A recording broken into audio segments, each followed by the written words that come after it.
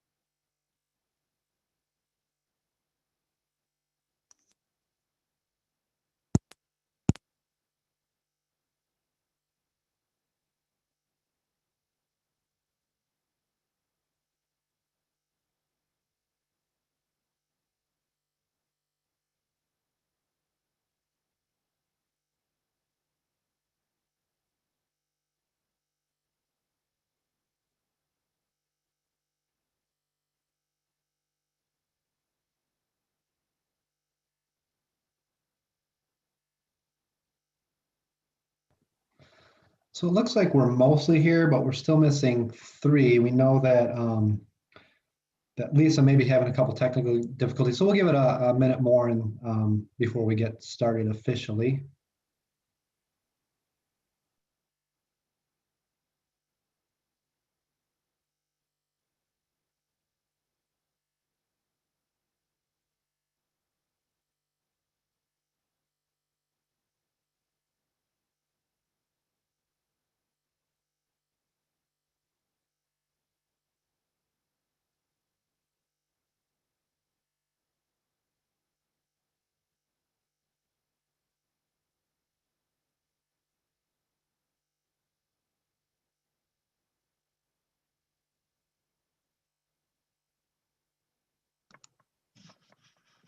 Good morning, everybody. Good morning, Marcus. Good morning. And everybody. Morning.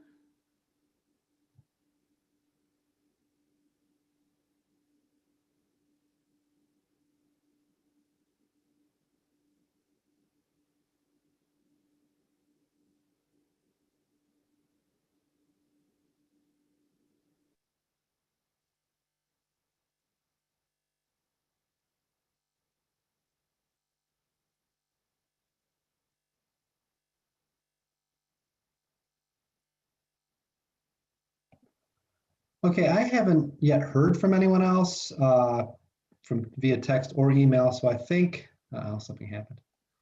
I think it's probably safe for us to get started, and then as others join, we can let the attendance reflect that. So I think if we want to call the meeting to order at 9:03, and Leah, do you want to take us through a roll call attendance? Thanks. I don't see Owen. Zainab. Here I am. Good morning. Morning. Eva. Good morning. Morning. Tony. Morning. Morning, Tony. Gigi? Good morning. Good morning. Kathy? Good morning. Good morning. Angela? Good morning. Good morning. Ben? Good morning, everybody. Good morning. Ben, remind me I need to talk to you at some point today. Lisa is not joined us yet. Raymond is not joined us yet. Ruth? Morning. Mandy? I'm here and I'm seeing Ramont joining now. Oh, yep. I'll come back. Oh, and I see Owen. No Good morning. My apologies. I was having some technical issues this morning. problem. Good morning, Raymond.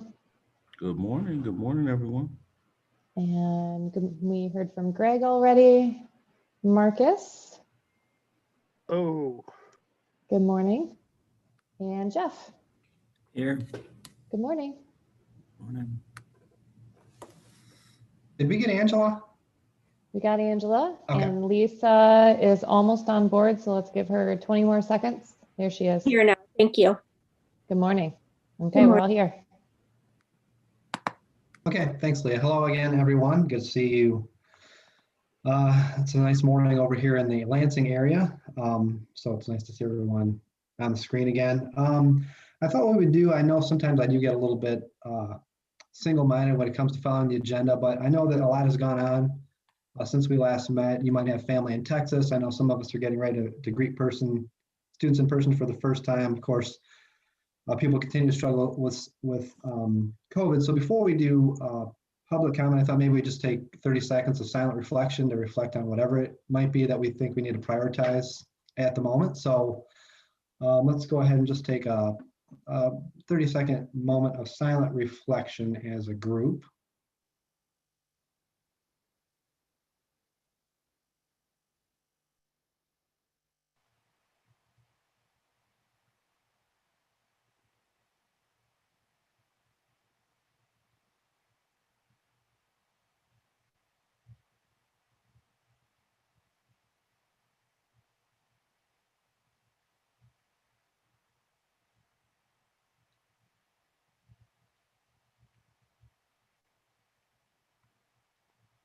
Okay, thanks. And then at some point in the meeting, if there are things that need to be brought to the council's attention, we do have some time after the subcommittee reports where if there's anything we need to bring up or discuss, that's kind of pertinent or urgent given what's going on in our lives or the world, we can bring those up and figure out what we do about them.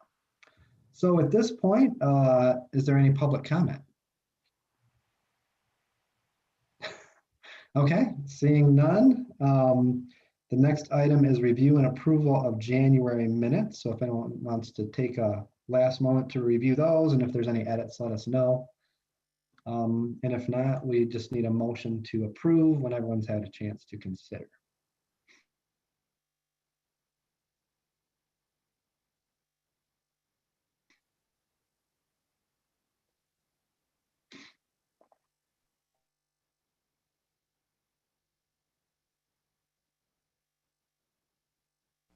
Motion to approve January minutes.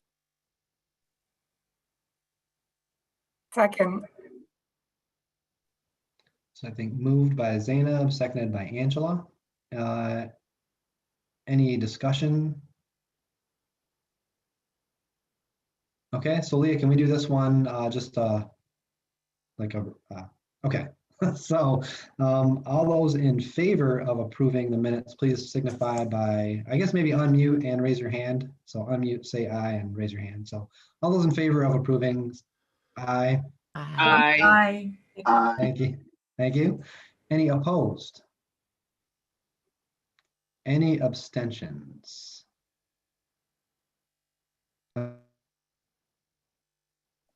Oops. Thank you. Okay, so we're up to the subcommittee reports. So we have the Policy of Public Education, Preservation of Public Education, and Safety and Support Subcommittee. We can just go in that order. So Policy of Public Education Subcommittee, if you all want to let us know what's going on. And I think the idea here is that we can kind of all sort of stay in the loop with what's going on in the other committees. It's a little hard to do that, of course, remotely.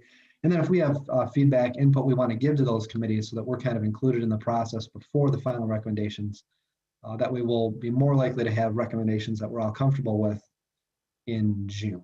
So that's kind of the idea behind these updates. So kind of the committee chairs feel, they're welcome to sort of approach this however they want. So with that, I think, is that you, Ben? Yep. Okay. So good morning, everybody. So being involved with the policy committee, huge universe of topics in regards to that.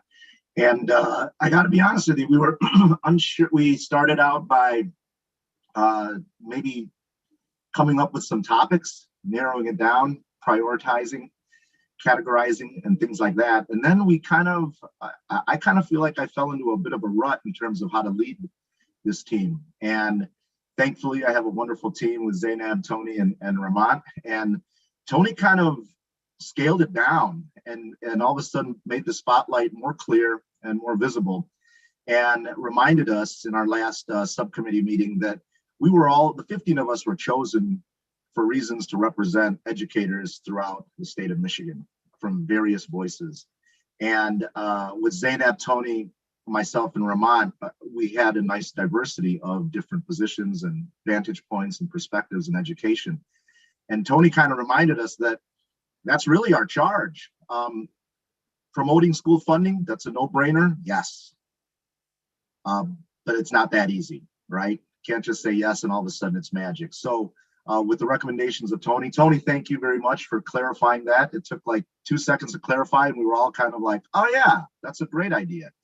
We all decided to contribute personal narratives from our individual vantage points, all with the underlying support of the thesis that we support the reform of school funding in the state of Michigan. So team, does that kind of sum up the intro for that? And then Zainab, I wasn't sure, do we have a slide thing or do we want to just individually share and show our narratives? I wasn't exactly. I just put some our drafts in the SharePoint folder. Okay. I did not make a slideshow. Sorry. Okay. No, that's fine. That's fine. So maybe it would be best if the four of us just took turns just going through our narratives. We don't have to read them 100% unless you'd like to. I think mine's short enough where I can read it 100% verbatim. But does that sound okay, Ramon, Tony, Zainab? All right. And I'm not sure if, just for the visual part of it, screen sharing, can we all screen share or do you need to give us powers? You should be able to now. Okay. Probably not. So if it has a problem, let me know and I will fix it. Okay. Thanks, Kelly. Anyone want to start?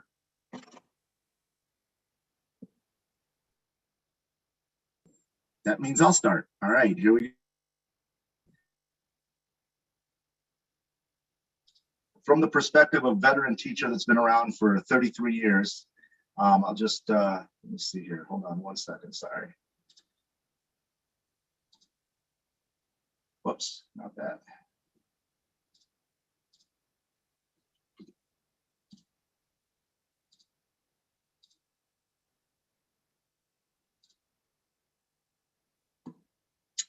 Okay, so actually, I just thought of something better. This will be a little bit easier for everyone to see if I open up in my Word doc instead.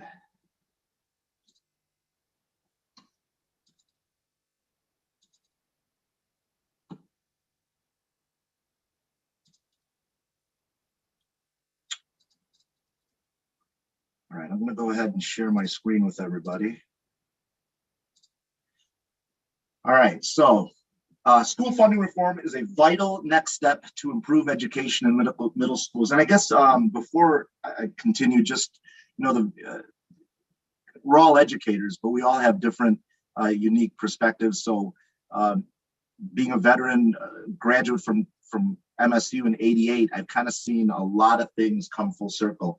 And I tried to bring that into these two short paragraphs here. Social studies teaching is my background. I also have a dabble in language arts a little bit here and there, but I'm mostly a social studies person. So here we go. School funding reform is a vital next step to improve education in Michigan schools. It is a next step that needs immediate attention and action. Reductions in school programs have steadily lowered the quality of education for our students. Higher class sizes, cuts in curriculum offerings, fewer support services, and a teacher recruitment crisis are only some of the areas adversely affected by inadequate school funding. And that is probably my most important sentence of the entire narrative. I tried to capture some of the big ticket items. We could have an entire several pages of big ticket items, to be honest with you. The ability to prepare our students for success after school has become compromised by mismanaged emphasis on questionable priorities, such as rote learning and standardized testing. I don't think anyone here is at all surprised by that sentence coming from me. Our students deserve an education that will allow them to succeed in an increasingly competitive world. Programs to support and enhance the school experience need to focus more on skill building and problem solving, not test taking. An increase in such programs will require proper funding. I love teaching. As a classroom teacher of 33 years, I'm blessed and honored to serve my community. However, I have witnessed a lot of changes in Michigan education. These changes have affected my students, my community, and my profession in negative and powerful ways. Much of this can be improved with an adjusted focus on how education is funded and reimagined. And that might be my favorite word of the entire narrative. School funding reform needs to happen now. Priorities must be reevaluated, and implementation of new programs need to become a reality before Michigan schools can honor its duty to prepare our students for their sustainable future. And so that's my perspective from a classroom teacher of 33 years. I'll go next. I just wanted to say that this personal narrative thing kind of came out of one of my friends works for some progressive caucus in Washington, D.C. I don't know what it is, whatever. And she asked me for a personal narrative about school funding for their annual report. And so I kind of had one prepared from months ago when we were first going into remote learning. And now I adjusted it. And as you can tell by their name, the Progressive Caucus is interested in communities in poverty, BIPOC communities, et cetera, et cetera. So our district fit right into that. So I'm just going to quickly, I'm not going to read mine because it's kind of lengthy, but I'm just going to quickly give you guys an overview. I put all of ours on a single document. Again, it's in our SharePoint. And as you can see, Ramon's is a lot better than mine. So I'm just going to quickly, basically I work in a Title I school. I work in a school with a lot of English language learners. I work in a school that is, I know it's Title I doesn't mean much to many people, but I mean, it's a lot of schools have that designation, but we have very high poverty in my school, very high poverty. And we have a lot of refugees, and remote learning has not been easy on them. Though we all know it's the safest way to go, it's been very difficult. And so for me, the chronic underfunding, we have food insecure kids, by the way. I mentioned this in my narrative. This is really important, right? So these kids are coming to school not only to learn, but for food, for the services they receive with the social workers, the support services, mental health services, a lot of things that they wouldn't have access to outside of school. And for me, outside of the pandemic, I think the biggest issue with school funding, the chronic underfunding of schools, is class size. And this is one of the biggest injustices I see. And I don't actually, I'm going to stop my share because I just want to talk to people. I don't want to talk to text. Class size seems to be the biggest injustice, the biggest inequity I see. I know people who teach in more affluent districts, and their high school class sizes are capped. I use Royal Oak as an example. Their high school class sizes are capped at 22.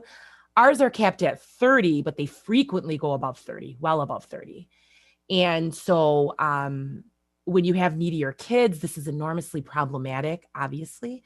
So you guys are welcome to read my narrative, but I just kind of wanted to give you an idea of what I talked about. And, even though Proposal A was passed 27 years ago, with the intent of kind of, equalizing school funding.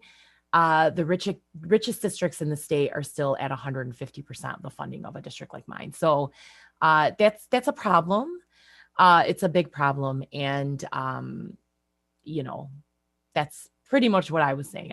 By the way, I'm a language arts teacher. I know many of you know that, but just I forgot to give you that background beforehand like Ben did. So yeah. I'll go next. We'll leave Vermont for the end. Let me get this up here.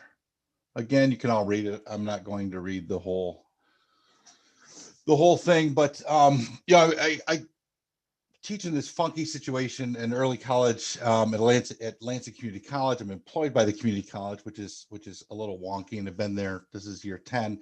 Came from Lansing schools before that, and we worked with Lansing schools for the first couple years of our existence until they pulled out. But some of the things I tried to work in here, in my experiences in Lansing, I think echo what Zainab said, and I focused a bit on equity, across districts in the state, and how we're taking care of kids in districts like Lansing, where one of the most recent superintendents said in a small meeting I was at that, Lansing is eventually going to shrink to 11 or 12,000 students, and all that will be left are those who cannot leave. The point being that, with school of choice and some more affluent districts with better reputations, that they were drawing students away.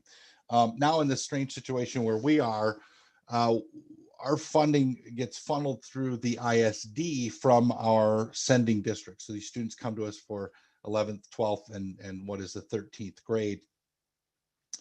And the biggest dollar amount we get is from the most affluent district in the area. And then when I look at some of our rural schools and how low it is there, you can see where those problems come in. So I spoke a little bit about that in here. Also about, how we handle recruitment, to echo back to something that Ben said, what are we doing versus what could we be doing in the state to better provide schools with the personnel that they need, right? With educators of various sorts. So I do spend a little time talking about that, because that was something that we certainly experienced when I was in Lansing schools, and then even see the results of now. Everything from, it's harder for us to find and recruit math and science teachers, right? Special ed support. And the list goes on. And then I also threw in, some things that are specifically pandemic related that, I've talked to people that I'm connected to in the area and around the state, and where we're seeing problems already and continued problems potentially in the fall. One of the things that came up from a couple of people was the money that's going into or will be going into, some non-consumables that don't have a great deal of use when and if things do get back to normal, and how is that going to be handled, district by district by district, again with the focus on equity there. But I will pass to Ramont. Can I pause real quick? A couple people have comments. I don't know if it's related to specifically what Tony was saying, or is that for the end? But Mandy had a comment. So I'm sorry to interrupt, but I just wanted to make sure it was going with the flow, if that's what it was meant to be. I was just going to make a connection between Tony's statement and Zainab's statement, because of our funding being based on enrollment, with COVID, every district has seen a decrease in students.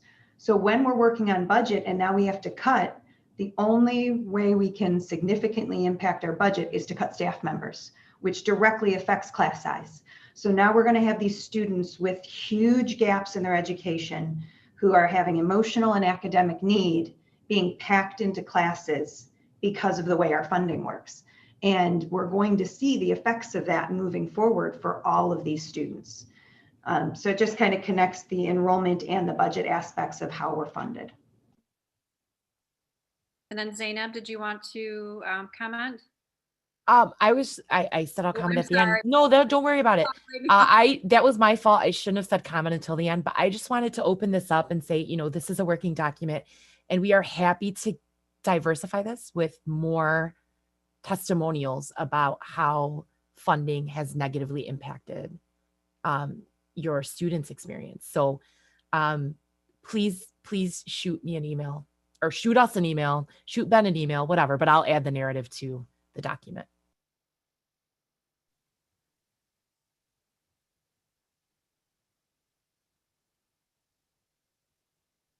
All right, all set, Kathy? All right. So, good morning again, everyone.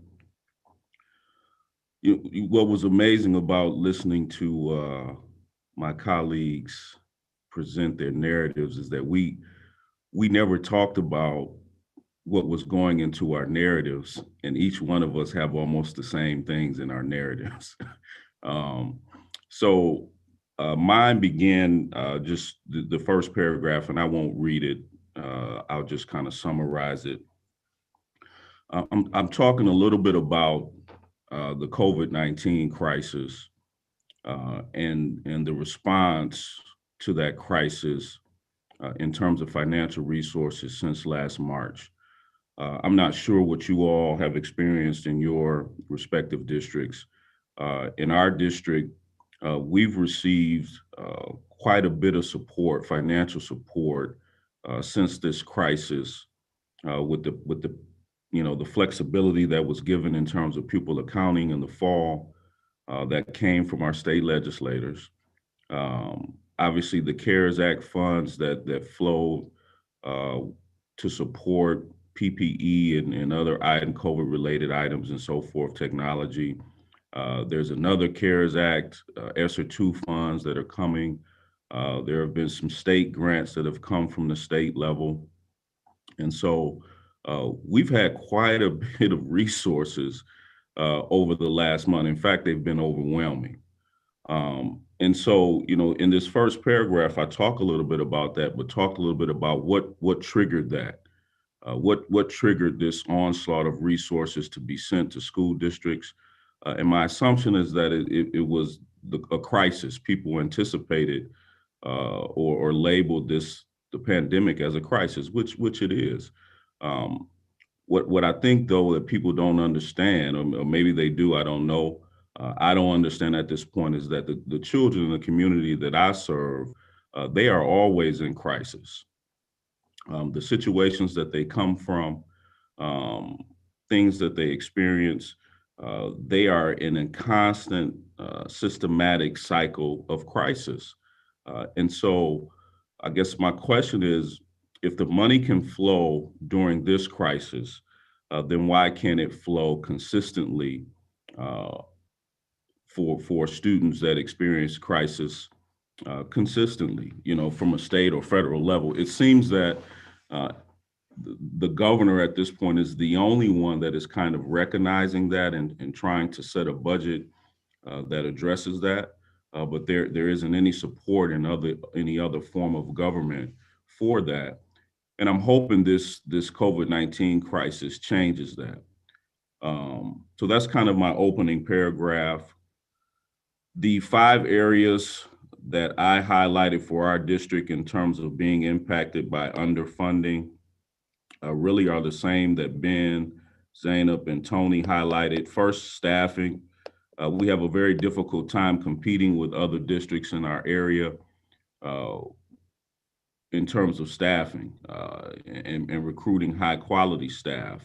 So we've had to make some adjustments to our budget and also to our collective bargaining agreements to be able to try to offer competitive salaries and benefits so that we can compete. Nevertheless, a neighboring district or another district in our region that's more affluent will come along and pick our staff members off. 2 is class size. You guys have heard that. We have very high class sizes. I think we average between 25 and 28 in K6 and 712. That number goes up between 28 and 34, quite frankly. And so, particularly with students that have the challenges that we have, those class sizes are not conducive to a high impact learning environment. 3 is curriculum course offerings and extracurricular programming. You all know we now live, K-12 is now a free market system. So, parents have the choice of moving their children to whatever school district or school or program they feel best meets the needs of their students. And so with not being able to offer competitive curriculum, course offerings, or extracurricular programming, you lose students because parents are looking for a more comprehensive experience. And so you lose students to neighboring districts that have the resources to do that, which leads me to number 4. Mandy just mentioned it. All of our revenue is tied to enrollment. For every student that we get, that's resources that either comes in the door, or if a student leaves, those are resources that goes out of the door. And so if you can't compete, if you don't have high quality staff, you don't have a competitive curriculum course offering or extracurricular programming, you lose enrollment, you lose resources. And so you're in this cycle of continuing to try to compete with less resources. And then finally, this was mentioned also, social emotional learning. We can't provide the support to our students that they need. And this was pre-pandemic. It will be certainly prevalent post-pandemic, but pre-pandemic, not enough school psychologists, not enough social workers, not enough guidance counselors, support staff to be able to wrap our arms around the students and give them the support they need to be able to develop both socially and academically. So that's kind of my narrative summed up in terms of the impact that underfunding has on our particular district.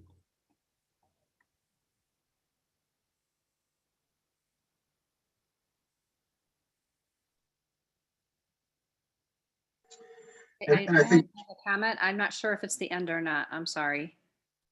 can I just make one final wrap up remark?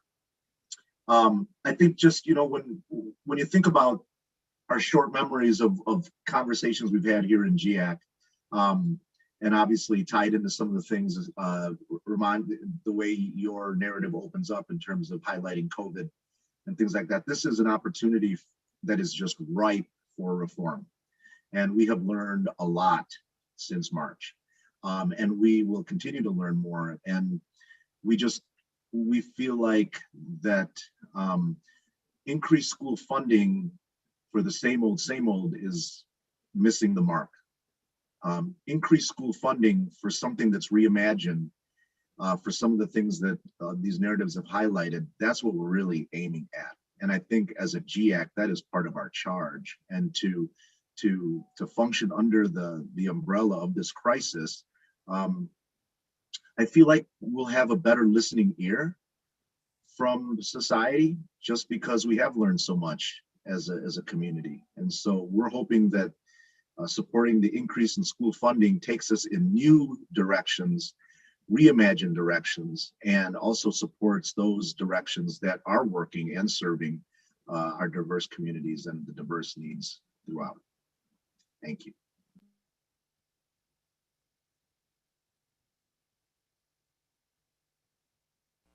I just wanted to add one thing. We also have a working recommendation document. It's a draft, and it's very rough.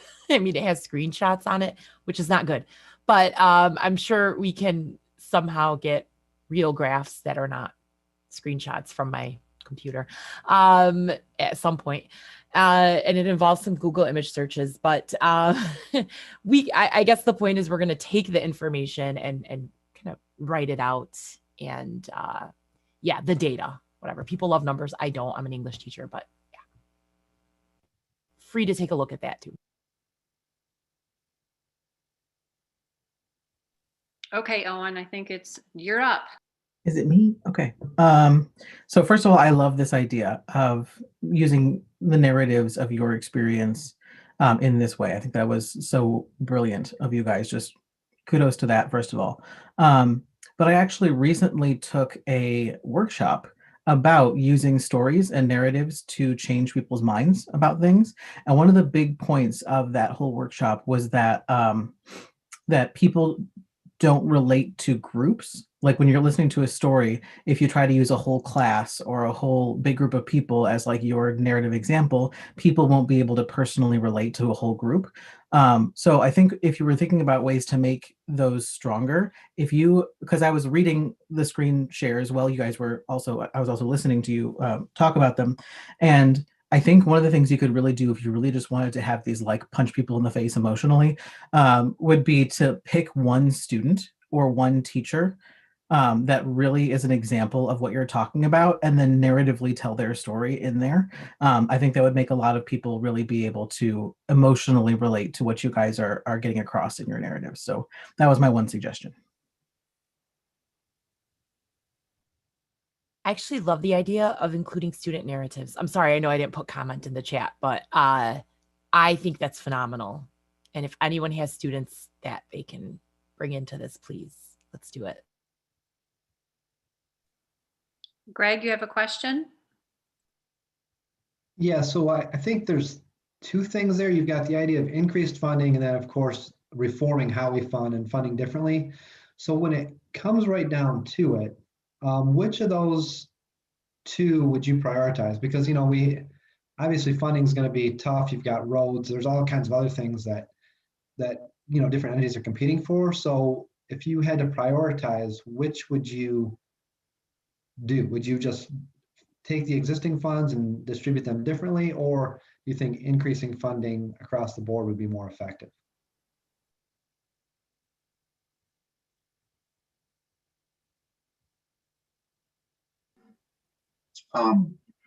Both.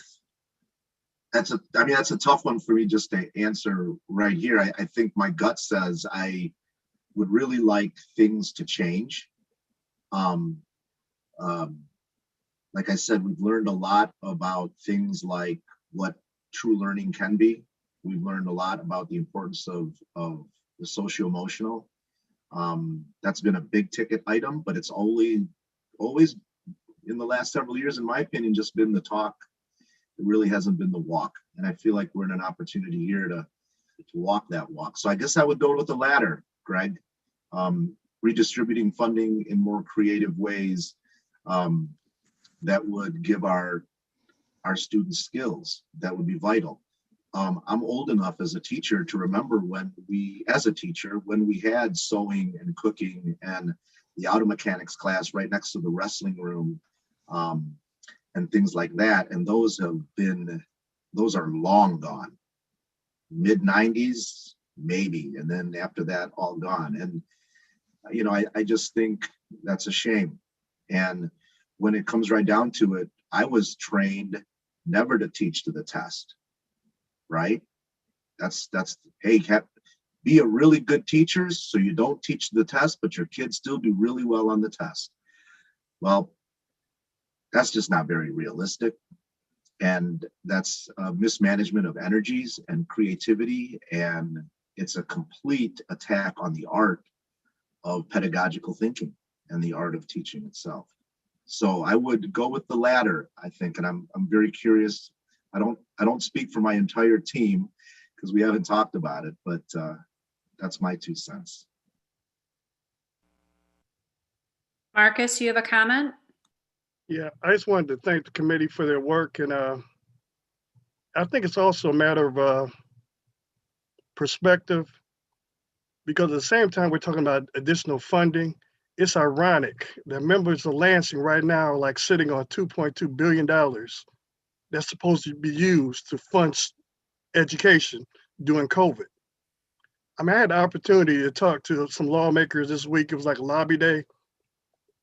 And it's like narrative, and it's also like alternate reality, because some people across the aisle feel like, well, we're spending too much money in education. And they will bring out the charts, the graphs. And then when you talk about equity and funding or weighted formulas for funding, well, that's not really our problem up here because we don't really have that with our students. So yeah, it's narrative is one thing, but then you have to talk to someone that has something based in reality, and you're looking at students and what they're going through. And if you can't provoke that, it's almost becomes like this spiral, this frustration that it will continue to get worse. because no one's acknowledging the problem. Thank you, Marcus. Gigi?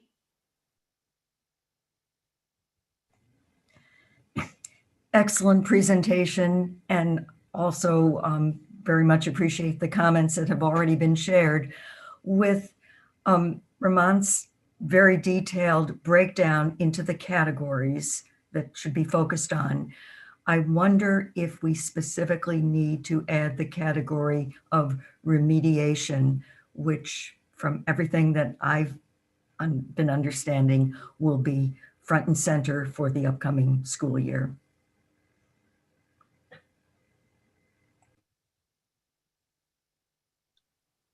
Okay, Lisa, you put a comment in, but I think it's probably worth just mentioning if you want to mention that real quick. Yeah, I had just mentioned that I think we really need to figure out a way to capture, first of all, everything everyone has said, it has been lovely, and I love the personal narrative piece. But I think the thing that Ramon said, I just cannot get it out of my head, that some of these communities are always in crisis. And that's the story I think that needs to be told right there, because that seems to be an immediate need for money to flow there more often, if not always. So I don't know, I just can't get off of that comment, so thank you. And I'm sorry, Zainab, I skipped you by accident. That's okay. I didn't know if subcommittee members needed to put comment in the chat, but I did anyway. I just wanted to quickly go back to Greg's question. I think ideally the School Finance Research Collaborative has shown us that we need an immediate increase in how much in the baseline, in the base cost of how much it costs to educate kids is higher than what the state is giving us. So I think the answer, I know obviously is ideally both, but we're bleeding. We've been bleeding since before the pandemic. And there are certain communities that are bleeding more severely than others. And I've just seen so much decline, and I'm in my 10th year, and it's just I'm not talking about money. I'm talking about everything. There's just such a decline, and it goes back down. A large part of it is money. So I think you have to increase the amount you spend on the baseline cost of like the what the state gives districts per pupil. And then we can get more creative, I guess. Creativity is a luxury at this point, I think.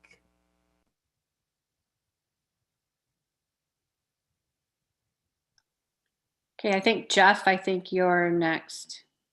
Yeah, I just wanted to comment on, I think funding, I think that committee needs to look at infrastructure, needs to be part of that.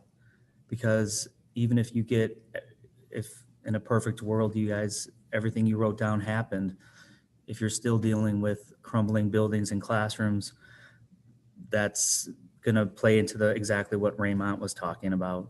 They're still at a disadvantage because the facilities themselves are not up to par. Thanks.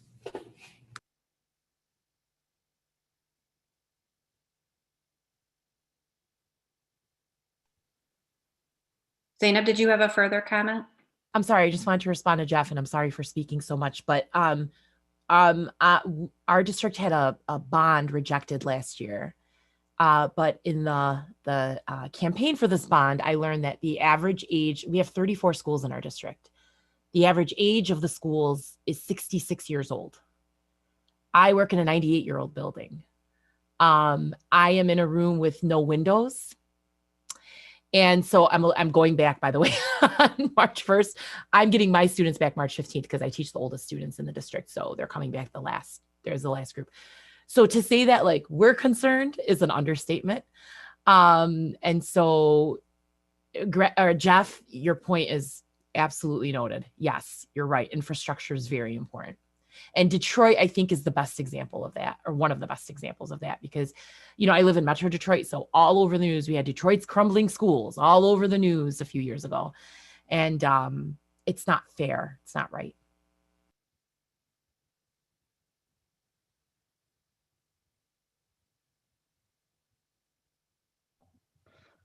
Okay, thanks everyone. So Ben, do you want, if people have narratives, you just want them to send those to you and you would kind of add those? Is there any way you want us to follow up on your presentation? Yeah, I think I can definitely be the depository, so not a problem at all. Okay, well, I promise never to think of you as a depository after now. Yeah, I rethought that word after I said it, but it's, again. All right, so I think we're up. Ruth, I think you're up next. All right. Hi, good morning, everybody. Thank you so much for the wonderful presentation. And it just goes to show that I think that this group is going to be able to do really some wonderful things because we're all on the same path, but we're all taking slightly different routes. And hopefully when they all merge, we're going to actually make a real difference in the state of Michigan as far as education is concerned. Because Ben, like you said, about reform, that reform is necessary. And it's not only the time right now. I mean, like because of COVID and whatnot, this is the time we must reform. We're going to have to. I mean, there's no going back after this. And I think that we all understand that. And so if we can stay ahead of the game, I mean, slightly behind the game, I guess, I think that it's going to make a huge difference for schools in the state of Michigan. And I really appreciate all of the work that you guys did with funding, because of course, money is at the root of a lot of this. But there are other problems, as you guys mentioned, and the other problems are about retaining teachers. So retaining teachers, funding could help with that. It could make it like people who are already, teachers have been there for 10 years, and want to continue teaching, but just feel like they can't because they're overworked, overwhelmed, and not appreciated and not making the money. That might help. But also, we know that the other big problem is recruiting teachers and getting teachers into education, and also changing the way that our communities think about education and schools and teachers and educators in general, administrators as well. So that's where we're at. So we're gonna, this really, like, this flow is gonna be perfect. It's going right into exactly what we're trying to do. And so I do have the draft of our presentation. I'll go through that in a little bit. I just want to talk to the group. We didn't get to meet this week. Things have just been so crazy. So anybody, this group is made up of, me, Gigi, Greg, and Mandy, and Kathy. Yeah. And so at any time, all of you, if you want to just jump in or put comment there, I'll be able to see it, and you can help me out with the slides. We worked collaboratively on this slideshow. Greg did a lot of work, which I appreciate so much, with putting it together. But we all did meet and talk about it at one point, so we all have something to say. So, but otherwise, I'll just kind of, I'll just go, okay, and just let me know if you need anything. Okay, all right. So to preface this, I'm going to talk, I guess, a little bit. I'm just going to give a brief introduction about what is going on right now, again, with this need for reform, because this is happening today. In the news this whole week in the UP, one of the main things that our news sources have been talking about in regards to education is the fact that people are retiring early and people are leaving the profession. And they've already made these announcements in these small districts. So there's one, it's called, Brighton Township. I don't know how many students are actually in that district, but I'm probably thinking like, no more than 1,500 total students, and 12 teachers are retiring as well, or leaving, as well as their superintendent. And in another one, they have many people leaving, and there is already a shortage, which we know of. So I'm just talking about, my local area again, and bringing in this perspective from the UP. I know, teacher shortages have been a problem throughout the state for a long time. So we're just like, okay, so now, with COVID, it's getting even worse, and it's going to be worse. And how is that going to affect us? So narratives are key. So that's going to be a huge part. And so as soon as I heard that you guys were doing narratives and you're presenting it in that way, I was like, yes, because we all agree upon in this group that we need to humanize us. You know, we're not just educators, right? We are the human connection for many of the children in our state to be able to become, you know, citizens of this world. And you know, and we're human beings, and we have kids and other problems and health issues and you know, personal issues that we bring to the table as well. And so like, to humanize education, I think might actually help out your cause with funding. And that's our goal, right? Is that, like, how do we get the people to be on board? Because like Marcus said, yeah, there are going to be people on the other side of the aisle that are like, no, teachers make too much as it is. Well, how do we show them that that they don't, and that any funding that we get is actually going to be not just, you know, so the teacher can, you know, retire early and buy a convertible. It's about like making sure that our children are eating, are well taken care of, that they're in safe places, and all of that, and that they have access to high quality education, right? Which is our goal overall, that everybody has access to that. Again, another thing that I just want to preface it with is that we did a brief survey talking about the wellness from our last meeting, wellness in schools during this difficult time. We put out, our student council group put out a survey to all teachers and students about how they feel emotionally at this time. A surprising 25% of our students said that they are regularly thinking about harming themselves. It's not 25% saying that they are feeling anxiety, depression, stress, added stress. No, like harming themselves. And we're like, I mean, it was staggering, surprising. And, you know, I just look at my class and I'm like, so a quarter of these students are going home and thinking about ending it. I mean, about hurting themselves, about, you know, so it breaks my heart. So we started the initiative and in our school. And so that leads us to our main topic here, which is innovation. What innovative ways are schools and educators working to actually improve education right now? Because it does seem like it's doom and gloom and everything is bad, but we decided, okay, well, how do we make it so that people want to become teachers, so that people want to stay in schools, and that our communities want to support schools, like support bond issues and say, hey, you know, let's give them as much encouragement as possible. So with that comes a lot of narrative. All right, so I'm going to share my screen here and I'll let you guys see. This is a draft, like, you know, Zainab said, like, this is not our final at all. It's just basically like where we ended up putting, where we put all of our ideas. Okay. And then, and just so we could kind of organize them, I guess. Wait, why am I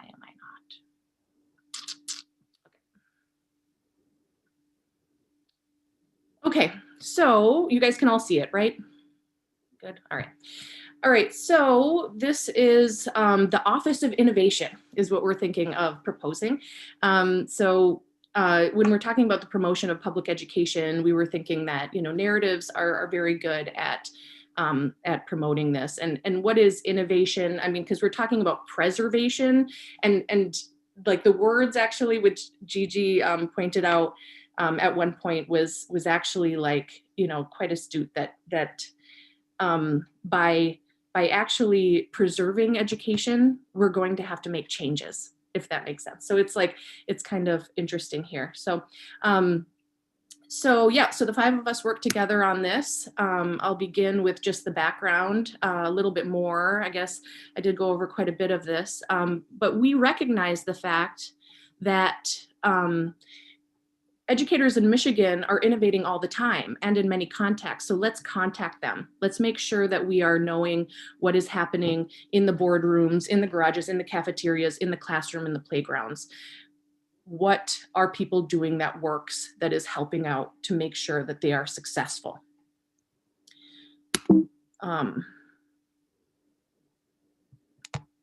Okay, so the purpose is, you know, we want this office to recognize the innovative work that's being done, supporting it, collecting data. Again, I'm not a data person either, Zainab, but you know, we need to do it, I guess. And I think the data can also be, we're going to be talking about different ways of doing research, which actually is kind of more of my thing. So so how we're going to be collecting this data is going to be on a personal level, and it'll be generated in innovative settings.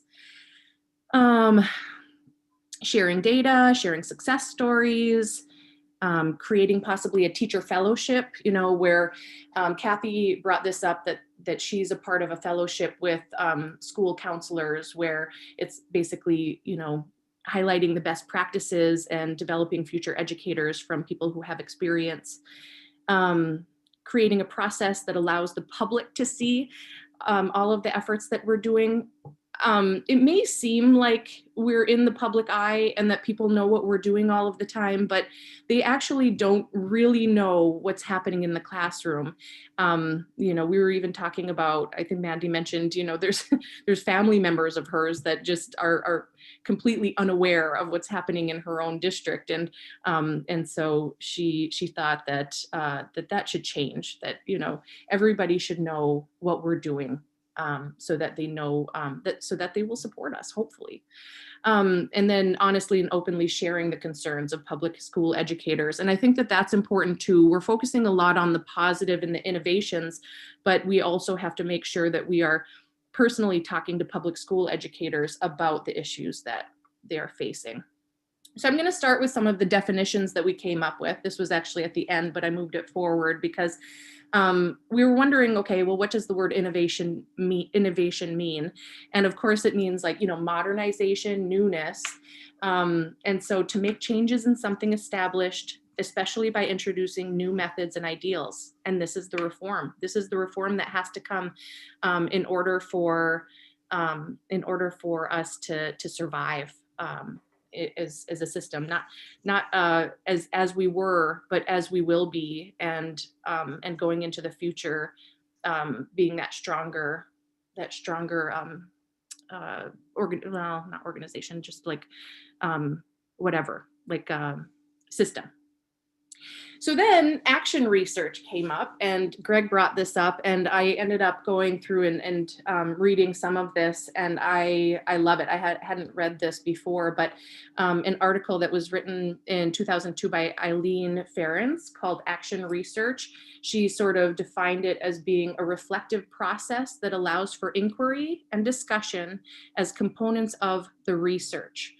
It's the collaborative, and rather than being theoretical, it's an approach to solving problems in educational settings. So it's very practical in nature, which allows practitioners to address those concerns that are closest to them. So instead of just theorizing what could potentially be the problems, we're going to actually be, you know, talking to all educators, parents, students, community members, et cetera, about the concerns, and then specifically how to address them. And that's the kind of person that I am. I always hated, I mean, I you know, especially in education classes, my pedagogy classes, when it was based on just broad theories, and you'd be reading these books about, you know, okay, well, you know, this should work in the rural setting. I'm always just like, you know, let's think about what teachers in rural settings are actually dealing with, which again is why GEAC was formed, right? The reason why we're here is because the governor thought, hey, if we want to solve problems in education, let's talk to the educators. Hence the reason why we're here. So we're just going to take this out to other people beyond us, right? So the plan is hopefully to create an office of innovation within the MDE. And so this is one of the things that we need to talk to Leah about, is that, you know, what is already established in the MDE, because maybe it's just something that can be expanded upon. We don't want to obviously be redundant and do things that are, you know, create something that already exists, but just to maybe reform it. So the concept, it's conceptual. There are other ways. we need to work on this. We all know that this is very much a draft, but at least now we've been able to hone it to, what is our goal? What do we want to do? And we thought of a bunch of ways that we could do this, but of course we're going to be relying on you, the rest of the GEAC, to provide us with further information, knowledge, ideas, so that we can hone this even further, and so that we'll have a solid recommendation come June.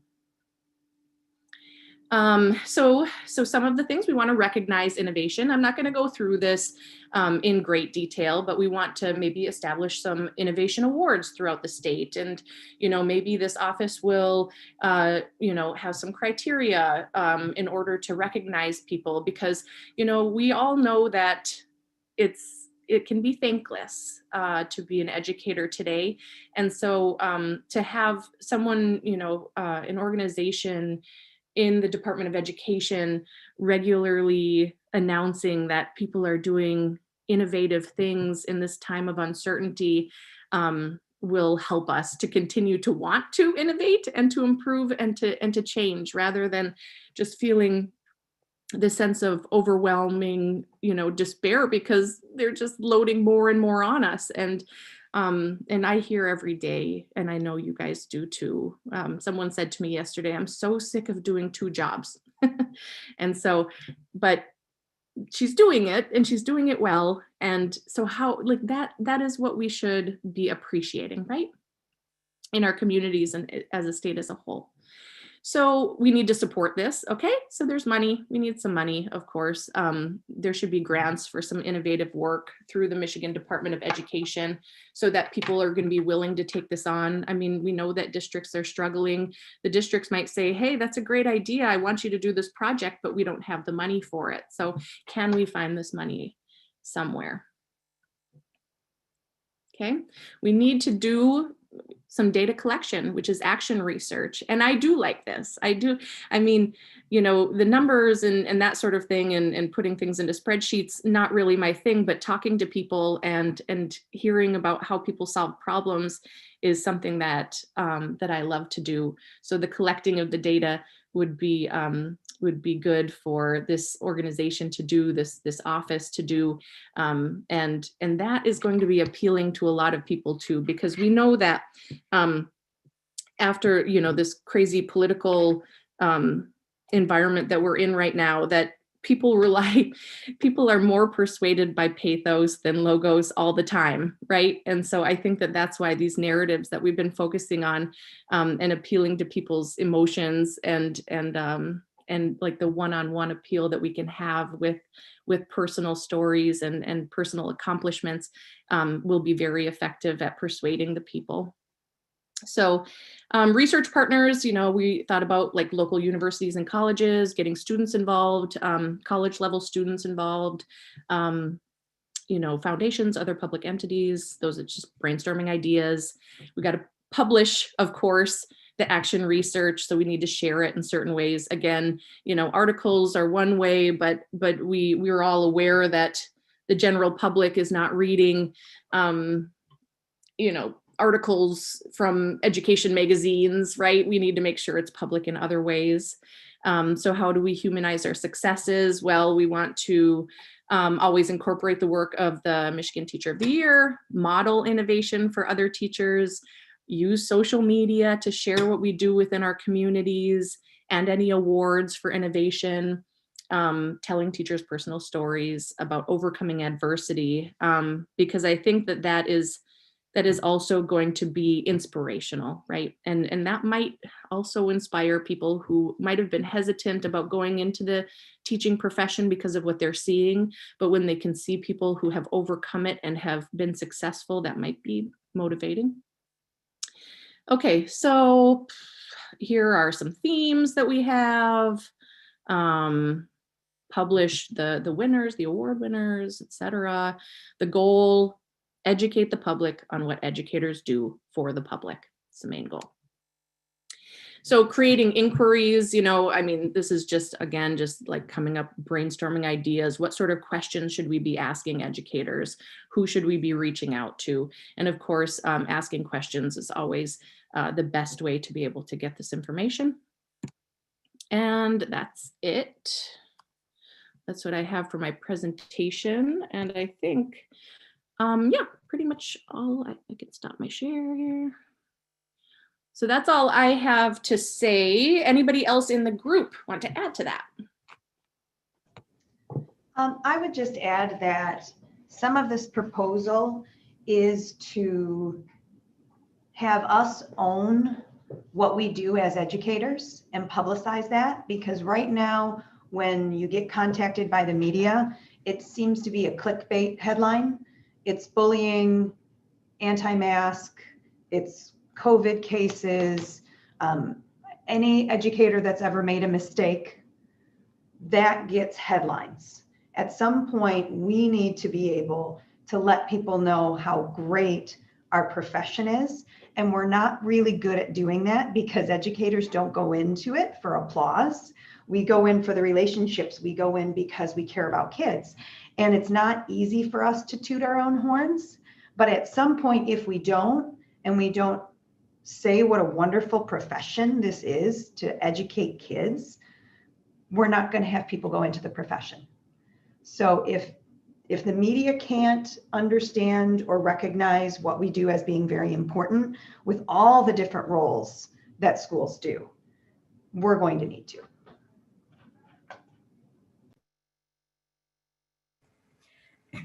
I'm going to chime in without putting comment in the chat. First of all, to thank our chair, Ruth, for doing a phenomenal job in bringing everything together, building on Greg's great slide presentation. But Ruth, I don't know when you did that, but you certainly succeeded.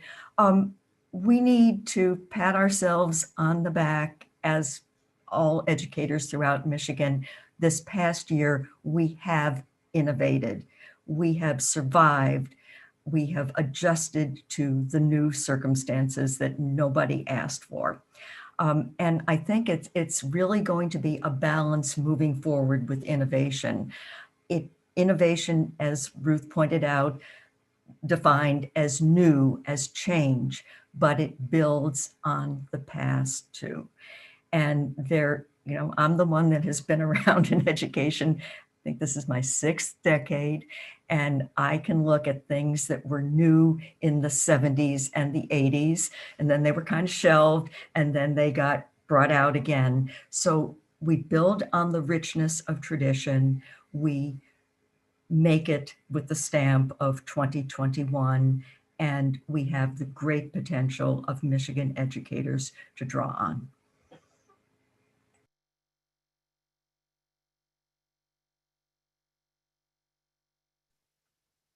Okay, I'm going to say who's next. I think Ben has a question. I just want to thank Ruth as well for presenting for our committee. And we talked about the balance of talking about the things that are lacking, but also raising up all of the good things that people are doing to kind of make sure that that stays in the forefront as well.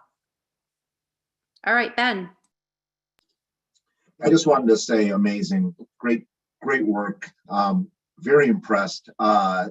The question comment that I have, so Ruth, just taking notes on this, and for the Public Education Committee, you're proposing, what I love about your presentation is you're proposing something very surgical, very concrete, tangible, and it's pointed in a very narrow direction, right? It's not all encompassing, but you're thinking of developing a new innovation kind of team squad within MDE, correct? Is that okay? I just think that is brilliant. I think that is brilliant. Like, to name it, to formalize it.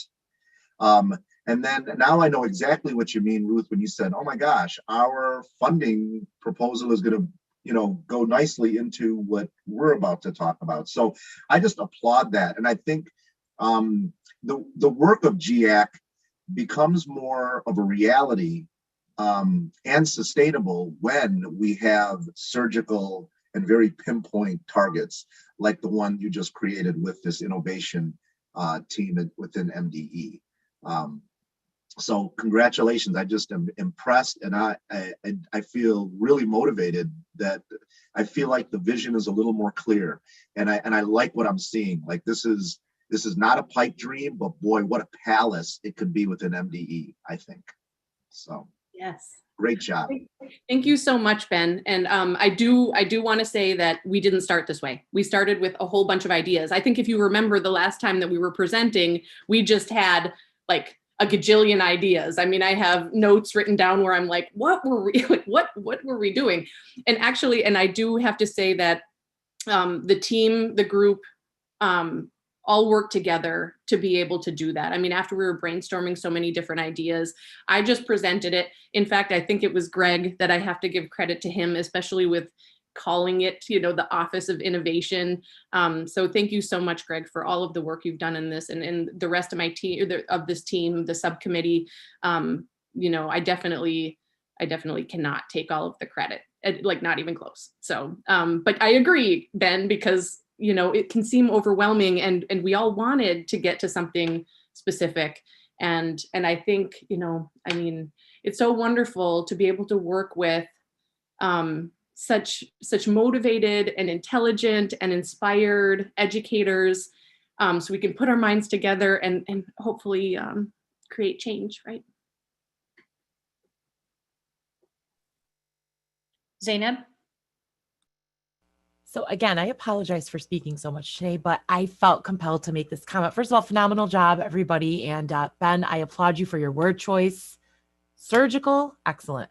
I just wanted to say that education is like kind of a second career for me, or a first and a half. I didn't go into it until later, until my late 20s. And the point is I worked in the nonprofit world for a number of years before I became an educator. I worked office jobs. And I have to say, like, I know a lot of people go into education, they start as educators when they're 21 and they know no other work. But as somebody who has known other work, this is one of the most demanding. I'm not talking about the martyr syndrome we have in education where we, you know, spend our own money or whatever. I'm talking about this is one of the most intellectually demanding jobs I can imagine. You have to be extremely nimble, highly intelligent, very, very, I mean, I can't even think of the words because I've been caffeine free for a week, by the way. So yay me. But I think when we're talking about promoting the education, jobs within education, not just teaching, but when we're talking about this, I think, you know, I think we need to give, when Ruth, when you said people don't understand what we do, I don't think people understand what we do on a minute by minute basis, because I'm changing things up by this less than a minute. So I think it's important to kind of be able to communicate these things. This is a demanding profession, but it's demanding in the best way, because of the rewards you get when you succeed. And that's all I have to say on that. And thank you. This was phenomenal.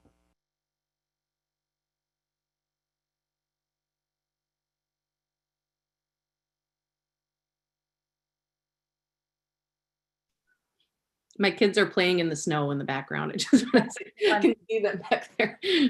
That seems to be it as far as comments or questions. Okay, thanks, Kathy. So if you do have any comments or questions that occur later, just feel free to reach out to Ruth. She's always open to everybody's ideas. So thanks, Ruth, for speaking up for all of us. It looks like we're on to Jeff. Hi, everybody. Good morning. So our subcommittee, the Safety and School Support Subcommittee, started out kind of pretty massive. We were all over the map, really. And over the course of emails and different Zoom meetings, we seem to have centered around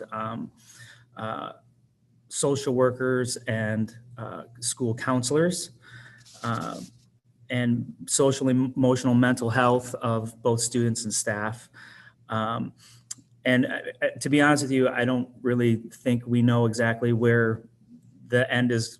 I don't know that we know actually what our final proposal would even be. So congratulations to you guys. You guys all have great direction. We do not. So I'll own that. That's probably on me. But so just this morning in the Indiana Chalk Beat, there was a whole article. I'll put it in the chat. And the name of the article, it's from a social worker's perspective. And the name of the article is "Nobody Knows What a Social Worker Does. That is Hurting Our Students." And so it's a really wonderful article. The timing couldn't have been more perfect for what we were doing today. But so some of the things that we've talked about, and I apologize, I didn't put together a whole presentation. I took Greg's email as kind of, we were going to move through these kind of quick. So we actually had a Zoom meeting scheduled for 10 o'clock so with a guest. So I'm sorry, I guess I'm not very well prepared. So I'll just give you some bullet points. So some of the things we've touched on is our Safety and School Support Committee is looking at the mental health and social emotional mental health of both students and staff. During these were problems before COVID. It's a problem during COVID. It's going to grow and after COVID. The ratio of social workers and school counselors to students to meet their needs, having the appropriate amount. I just heard, I've been asking around a lot to some friends of mine because I haven't been able to find concrete statistics on this, but the one that it seems to be settled is 700 to 1 school counselors in the state of Michigan. So one counselor for 700 students, which is pretty insane. And we have caseload versus workload, which is, I knew nothing about that until we started this committee and talking to different people. And I want to thank Kathy for partly joining us on our committee. She's brought a lot to the table. And when I mentioned to her caseload versus workload, again, I didn't know anything about it. She knew exactly what I was talking about and was a big help with that. And throughout our conversations as a team, I mean, I've done very little. The team has done so much in helping realize and flesh out a lot of these ideas. But the roles of school counselors and social workers, they're totally grayed. And what school counselors are being asked to do are not really what they're trained in. And the same thing with school social workers. So they're doing things that they're not even trained in. The lines are being grayed.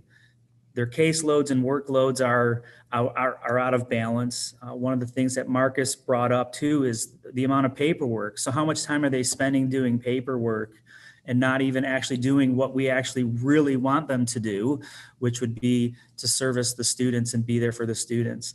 I guess I kind of think of it as, you know, if you had a school nurse and let's say you're in a special ed building, an SXI building, for example, where the students have a lot of medical needs. And if your nurse only was there to do paperwork and they're not actually there to help service the student. I mean, that's just where my head went, is that you have a school nurse there, but if they're swamped in paperwork and they're not actually able to be there for the students, then that doesn't make any sense. We also talked about, there is a bill currently, I don't know where it is at. I know it was proposed. The bill says that they, for professional development, they want teachers to be trained in mental health, not diagnosing and all that, but to be trained in that. We would like that to be changed to all school staff, not just teachers. And of course, the teacher and staff shortage in this state. There was just an article, I think somebody else referenced it. There was just an article in the Free Press, I think it was last week, that the ratio of staff retiring now at the end of the day, they didn't see the rise in September like they thought, but it was way bigger in December. And people have already mentioned the pilfering. There was just an article in the Free Press over the weekend that talked about school districts are now pilfering from other districts. And you know, that just didn't happen, you know, for people that have been around for quite a while, that just didn't happen in the past, and it is now happening. So the staff shortage plays into the mental health and social emotional. And another big thing is that plays into all this too is the diversity in Michigan in the classrooms is miserable. And that plays a big role in where the other two committees talked a lot about a lot of different things. Well, this plays into that.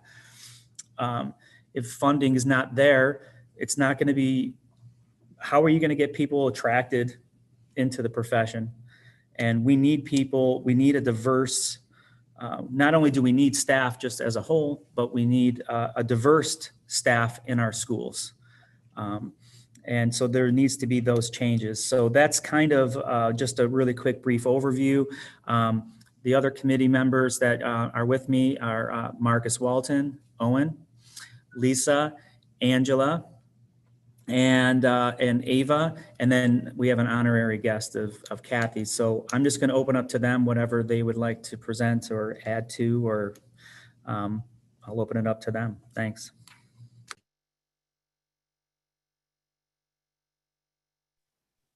Marcus? Yeah, just to chime in with Jeff, I always appreciate Jeff's energy and his enthusiasm and his direction too for this committee. So I don't want to belie that. So I just wanted to thank you, Jeff, for the work that you're doing. And also, when we're talking about the safety in the classroom and in schools, a big takeaway for me is that includes the social emotional health. I'm a special education teacher. I work with students who are severely multiply impaired and medically fragile. So, and how that related to COVID was, there was a lot of anxiety from the students and their families about the vaccine. And the reason why I know is because every day you are like literally in their classroom. So you see the husband, the wife, the children in the background, and they have the news going in the background, and they're asking you questions throughout your lesson about, did you see what they said about the COVID vaccine? So to kind of like alter some of their anxiety about this, we did research about it, but the proof of the pudding is like in the eating. So what I let my students know and their families that I had signed up to get vaccinated.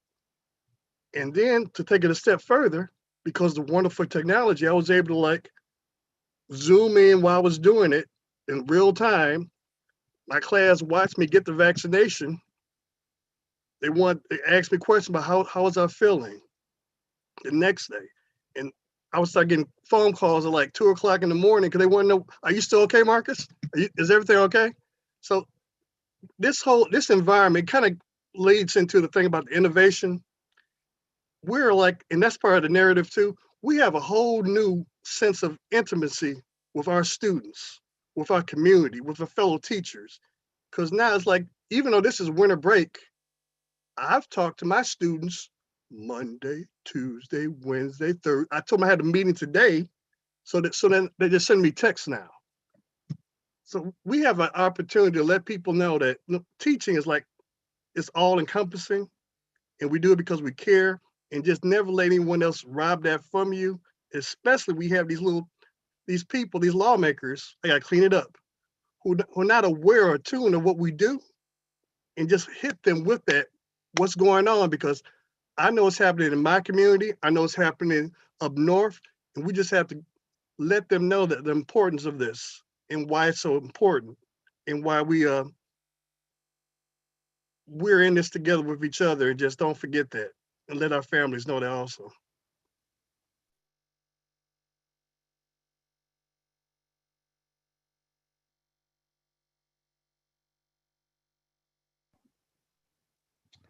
Thanks, Marcus. So did anyone else from this committee want to jump in like Jeff asked, or are we ready to?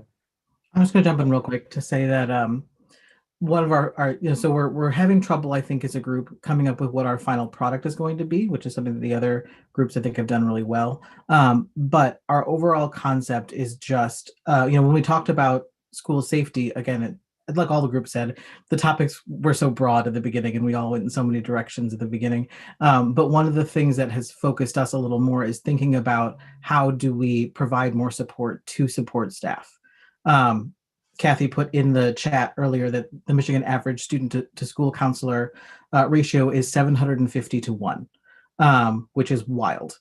And so we talked about how can we help in lowering caseloads and making sure that people are doing the things they're trained to do and not the 7 million other tasks that get put on their plate because there's no one else to do them.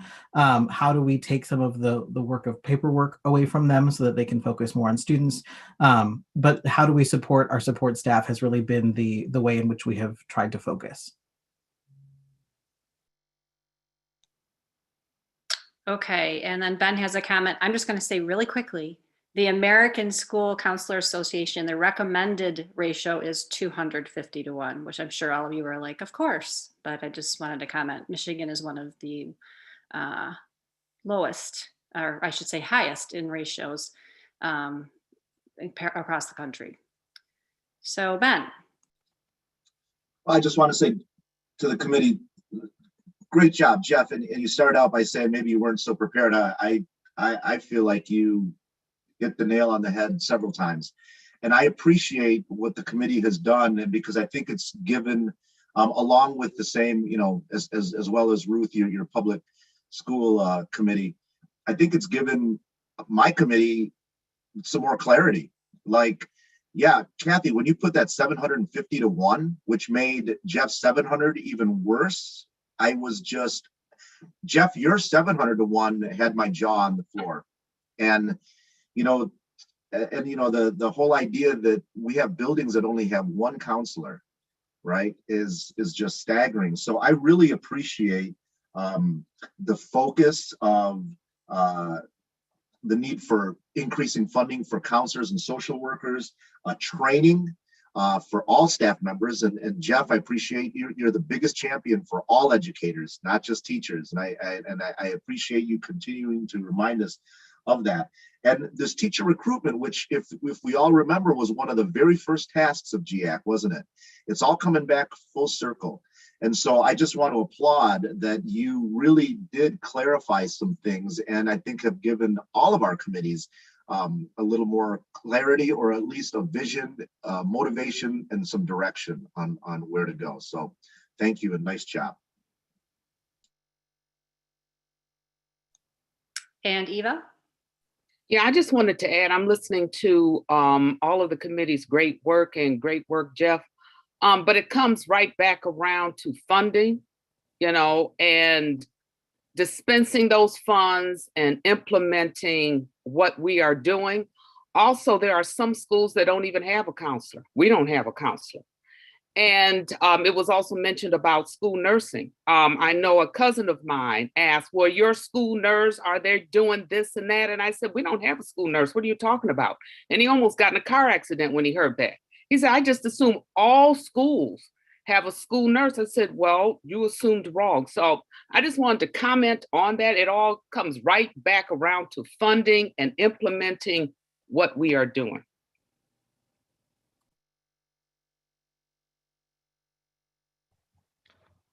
Okay, Jeff, any wrap-up thoughts, or otherwise I'm going to move for a break?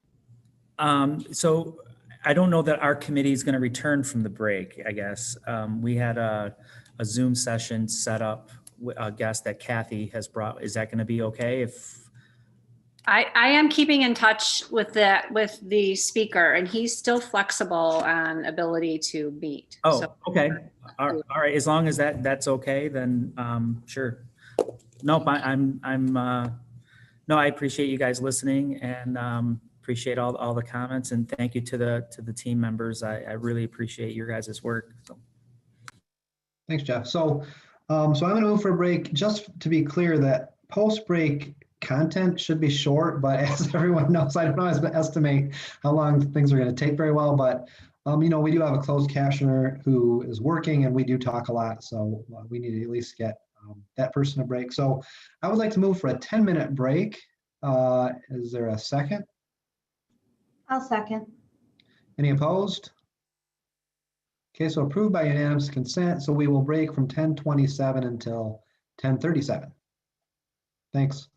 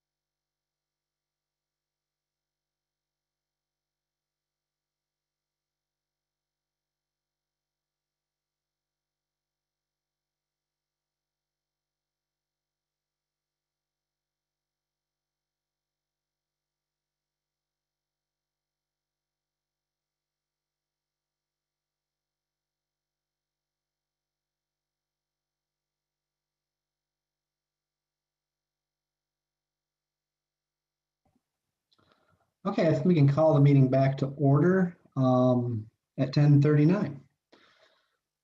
Okay, welcome back everybody. So the last part of the agenda is really, it's listed as Q&A from council, general concerns, touching base. So a couple things from me. Leah and her team have worked pretty hard to update our website. And so if you take a look at the GEAC website, the proposals and recommendations we've come up with over the last couple of years are now all posted right there for anyone that wants to see them. So, you know, I know it's been a little bit of a struggle to find things as we've moved from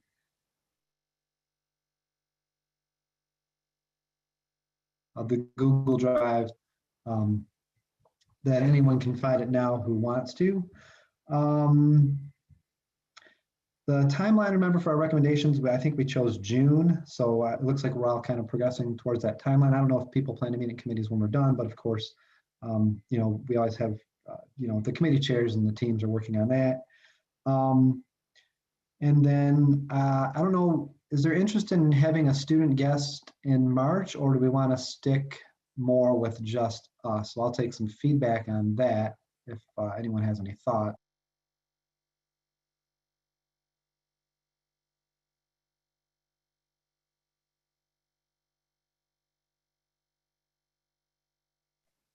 No thoughts?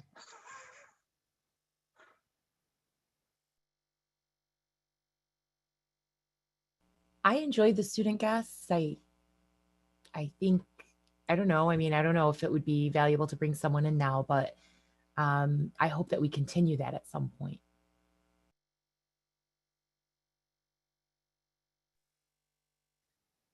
Okay, well, I anticipate a fairly light agenda, although Leah, I think Leah has some updates too in a moment here. So I would like to, we haven't heard from any of our younger students yet, so I texted Ben. Ben, would you be interested in bringing a guest for us? Yeah, for March.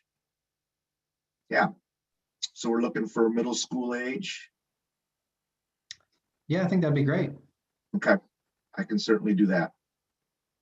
Okay, thanks. And then I never did figure out a way to make it kind of equitable so that we figure out who brings guests in a more deliberative way. So I apologize. I just keep forgetting to do that before each meeting. So all right. So we'll put Ben down as bringing a student guest. I don't know that there'll be a lot of other stuff on the agenda. So if anyone has things they want on the agenda, or any of the committee chairs have updates or things they need from the group, let me know and I'll make sure that gets on there. Otherwise, I would anticipate some time if you want to book that for committee meetings. And I did say that to the chairs last time. That's why Jeff was a little bit put out in the cold there for in terms of his budgeting. So so Leah, did you want to go with anything you need to update us on? Yes. So one of my updates was the website, and I did put the link in the chat in case you're not sure where to find our website. And that way you should be able to find the recommendations and proposals. Ruth, if I could have your PowerPoint for today, I didn't find it in the SharePoint Drive. I linked that in the minutes, so that would be really helpful. And then a request for you. So I work at Midwest, which is a research organization, and they have a number of projects that they work on around the educator workforce. And one of the current projects that they're working on is a documentary about teacher retention. And they want to feature educators that have chosen to stay in the workforce and educators that have left the workforce to do something different. And so they're asking for people, and I thought of all of you. And so I'm interested to know if anybody would be willing to be interviewed about your decision to stay in the workforce. And if you know anybody who has left the resource and GG or left the workforce recently for their own reasons, who would be willing to share the reasons why they've decided to no longer be a teacher. So not retirement, but elected to leave to do something else. So if you are interested and you would let me know, or if you have a reference to somebody who has recently left, I would love to know that as well. Yeah, they reached out, and I have an appointment with them to meet on the 23rd next week. So just that was the thing I wanted to tell you, is that I already threw your name out there, Ben. Yeah, awesome. Thank you. Thank you. Mm-hmm. I'm in. Documentaries, yeah.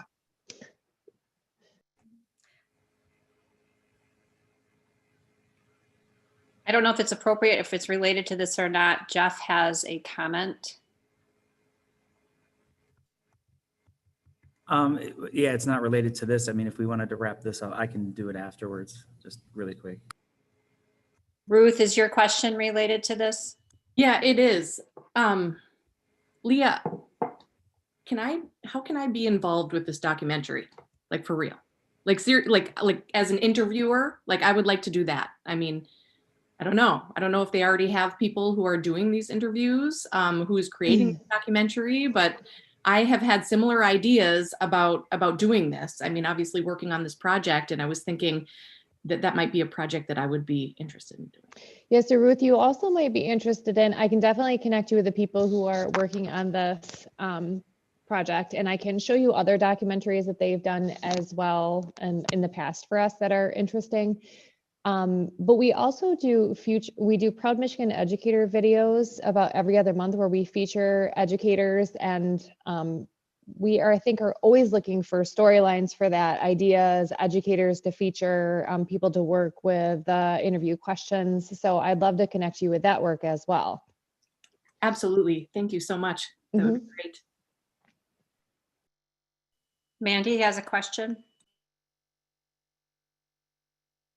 I was just wondering if this might be an interesting time to ask, as Marcus was talking about promoting the vaccine, I wonder if this might be a good time to ask the council how many people have had theirs and what their experiences were with it, just to further promote that for those who might be scared. Received it and I had a sore arm. There you go. I actually have my second dose today, but I got sick from my first dose. I did my research and found that younger people, not that I'm young, but tend to get sicker. My parents got it and they didn't get sick, but it's the immune response. So, but it's better than getting COVID. So I had my second dose, sore arm, big spot. That's it. Yeah, had my second dose. No issues, no health problems, and it was really how they did it at the TCF Center in downtown Detroit. It was very organized, and that kind of like alleviated a lot of fear for other people that were going. So it was really a smooth process. though I will say I got mine by accident because my district sent out a link from Walgreens, which they weren't supposed to send out. And Walgreens was flooded with requests. And I got mine on the last day Walgreens was honoring teacher appointments. So yeah, but our district just got all the teachers their first doses and are sending them in before their second. So good times. First dose on Inauguration Day, just an hour or so after Biden was sworn in, very appropriate. And then second dose a week ago Wednesday, did not have reaction to either. I had my first dose Monday, just a really sore arm, and the second dose is scheduled for the 15th of next month.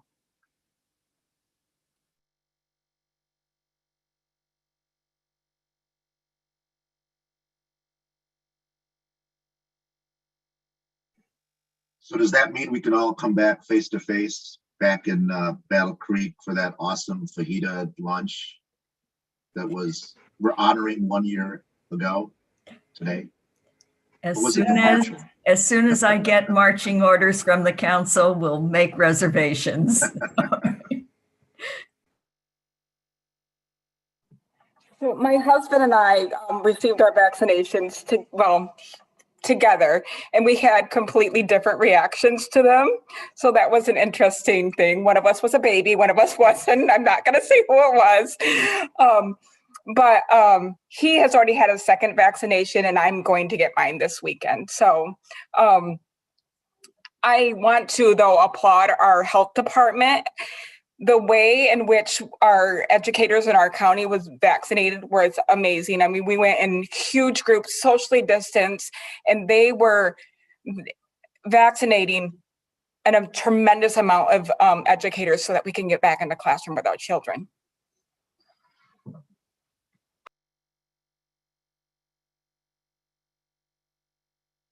My second shot is next week, as several of the people in the chat also are getting it next week. Go all of us. But because Canada has doubled down on some of our border restrictions for crossing, I had to get this special note from my doctor that I picked up last night that says that I'm crossing into the United States for essential medical services in order to be able to come and get my second dose. So yay.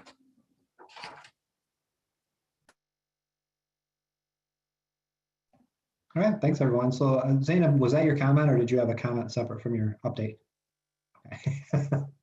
Okay. Any other just stuff like that that anyone wanted to bring up that we either need to call Leah's attention to or that you just want the rest of the council to be aware of?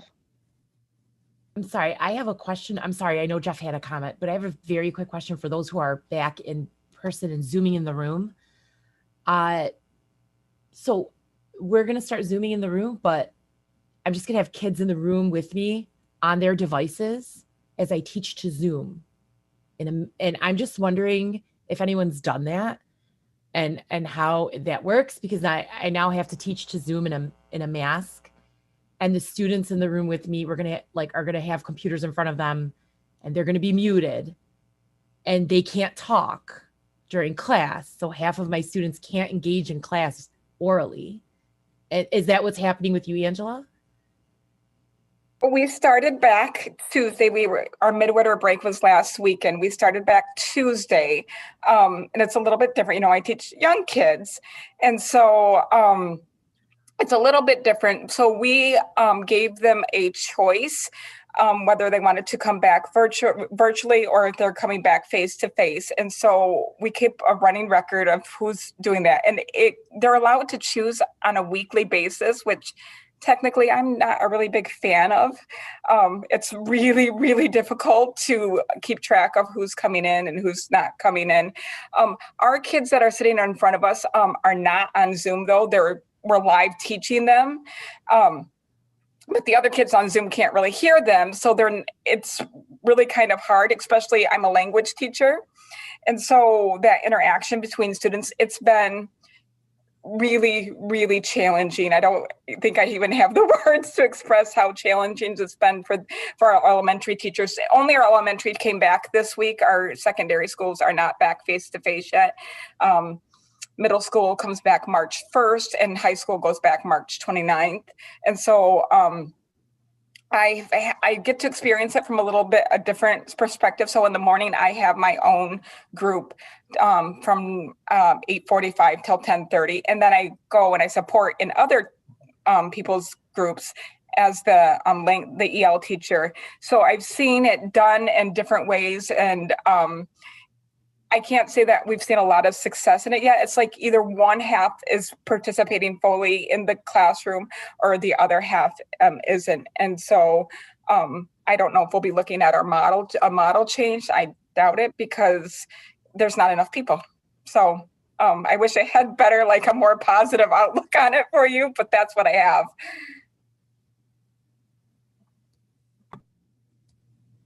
So we've been in person almost the entire year, except for about 5 weeks. And so what I've been doing, and I didn't do it at the beginning because I didn't really quite know how to do it. And we've been using Google Classroom, but I think it could be the same with Zoom, where, I just have myself on camera and I'm teaching to the students that are in the room, but then you can't do that? No. We have to teach to the Zoom room. Okay. They're just going to be physically in the room with me. On Zoom. Well, I guess that could still work kind of in the same way. Of course, we're all masked all the time. And it's just, like checking in with the virtual students, hey, virtual students, like this is what we're doing. This is what we're talking about. And I don't put the students ever on camera. I just kind of turn the camera around and I just keep it on me or on my presentation or whatever I'm doing. I don't even really worry about sharing screens, but it would be easier actually with Zoom to do it that way. Yeah, I think it would be fine. I don't know. So they're not allowed to talk? There's no sound source for the kids in the room. Okay. There's no sound source for them. There's no microphone for them. Their computers have to be on mute. Okay, but they can still talk to you. But I'm running a Zoom class. They're on Zoom. They're in the room on Zoom. They have devices in front of them. They're not watching me. They're watching me on the device. It's just, I'm sorry. I just was wondering if anyone was experiencing that insanity and if they had any advice for that. So we've been kind of like Ruth, we've been back except for some time in between Thanksgiving and winter break. We've been in person. Well, we have a virtual option for about 30% of our kids that picked it. And we're doing it very similar, like there's Google Classroom, and as the teacher presents, it is live in the Google Meet, but there's people in front, but we also use Screencastify to record whatever teaching portion happens, so that can be posted for those who can't log on synchronously. It was a challenge. We did end up reducing the school day for 7-12 educators so that they would have a virtual office hour at the end of the day to touch base, because trying to do the TOR logs as well as trying to teach in 2 different modalities is so much work. Now, DK through 6, we have a dedicated virtual teacher that just teaches the virtual kids, which is much cleaner. But then sometimes we have to pull some of those teachers if we have not enough subs or capacity. We ran into some issues right after the second vaccine. We had one group of teachers that kind of all had appointments on the same day and didn't feel well the next day and almost had to shut down a building or 2. But that's what we've been doing. I almost feel like I have hybrid learning guilt because this is our second week back to hybrid learning, and I would say maybe 40% are online, and then the other 60% are divided into 2 different cohorts. And I applied to the district to be able to continue teaching remotely from home because my youngest son is a severe asthmatic, and he's only 16. No, he's 14. What am I doing 16? No car yet, but he's 14. And so I just thought the responsible thing as a father would be to continue to protect our bubble. And I was granted permission to be able to do that. But I feel guilty in some respects because my colleagues that are in school are really struggling. I mean, the logistics of cleaning desks, you have a few minutes to clean desks, keep everyone socially distanced. I think there's so many little things, nuts and bolts, that's the way teaching is always, right? Little nuts and bolts that kind of throw a wrench in the equation. But I really feel like my colleagues are suffering more than I am. And my situation is much more simple on the schedule end of things. If you have Mr. Panetta, it is a 45-minute Zoom every single day except for asynchronous Wednesday. It's that simple. And, I will say this, my attendance has dropped, and so has my work completion drastically. So I was really shocked with that. And maybe it's just everyone's getting used to this new model. But, I think I feel very fortunate, but a little guilty at the same time.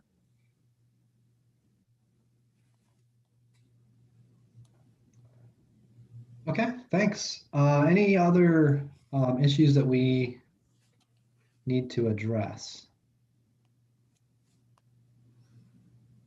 Okay, so I did want to update, they did create, or Governor Whitmer kind of reconvened that Return to Learn Council. It's now called the Learning Recovery Council. And what happened was they didn't really change the personnel on that committee a whole lot, even though the mission has changed. So Brandy has reached out to a few of you. I just wanted to be transparent about that. They're just basically trying to match our expertise with what's needed in the various committees. So if Brandy, I think she asked me to help reach out to a couple people yesterday, but if she has reached out, that's kind of up to any of us. She didn't really ask me who's interested or who isn't. So I think they really are just trying to figure out which areas of expertise they need in various committees. But if you have any questions about that committee, Brandy's always open to answering those or clarifying them.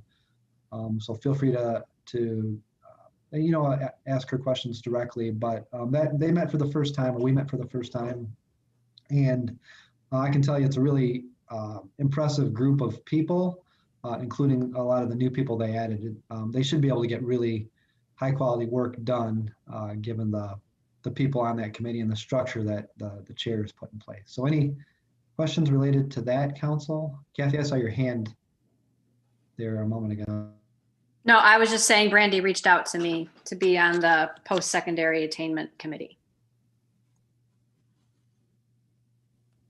And if, I think as the committees progress, if they decide they need some expertise in the future, some of those subcommittees may still reach out to others. So just kind of be prepared if you see something come in from Brandy, she might be asking for some input on a subcommittee on that other council.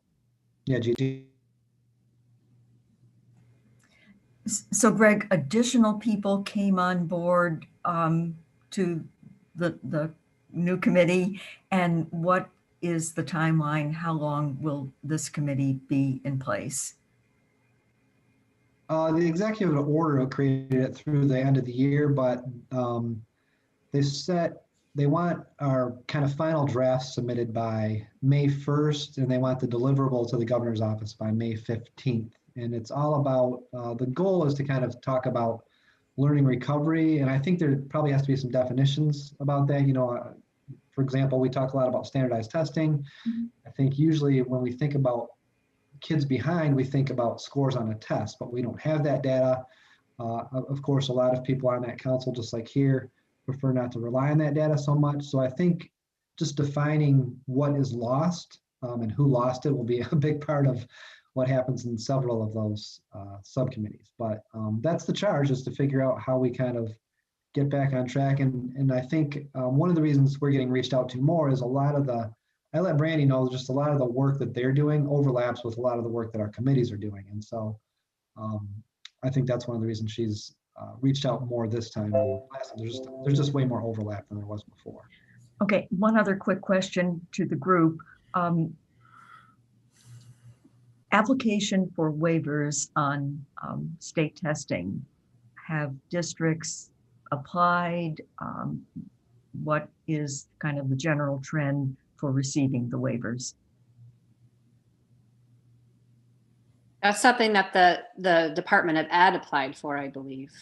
And we have to just wait and see if it's approved at the federal level. So it would probably be blanket throughout the state. Well, he has. I believe so, correct, Leah? Well, he hasn't been sworn in yet as education secretary, so I would assume that we would have to wait till he's officially in that position, correct? Yeah, so the Department of Education did ask for a waiver from the federal government. It has not yet been approved, but yes, I think they expect it to be a blanket waiver when or if it is approved.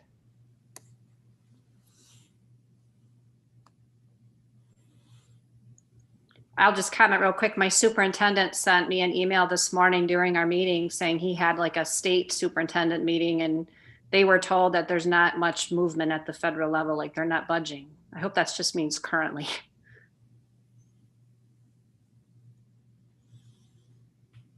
I had heard the same, Kathy.